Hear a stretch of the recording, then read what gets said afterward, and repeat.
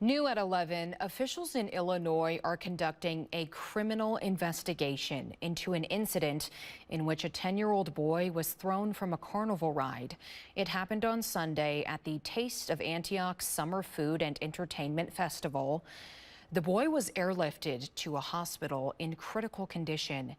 His family said he had surgery on Monday, and according to officials, the child was not properly fastened into the Moby Dick ride and was thrown from it while in motion.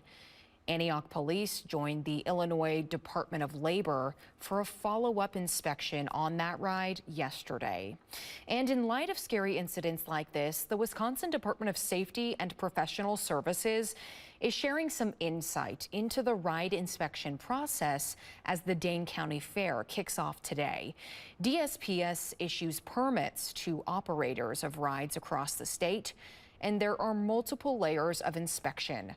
Ride owners and operators are tasked with recording inspections every day that a ride is in operation. The rides are also subject to periodic inspections by DSPS.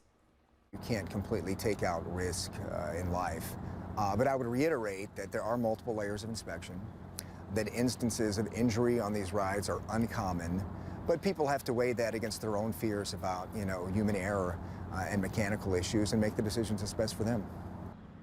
These rides at the Dane County Fair were inspected at a fair last week in Chippewa Falls. According to Beard, rides that have passed the inspection should have a sticker on them, kind of like the ones on your license plate, noting that they have passed.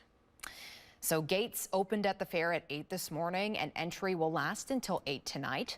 The carnival starts at 1 today and then runs until 10:30 tonight and will open at noon on Friday through Sunday. A reminder from fair officials that if you're younger than 18, you must be accompanied by a parent or legal guardian after 4 p.m.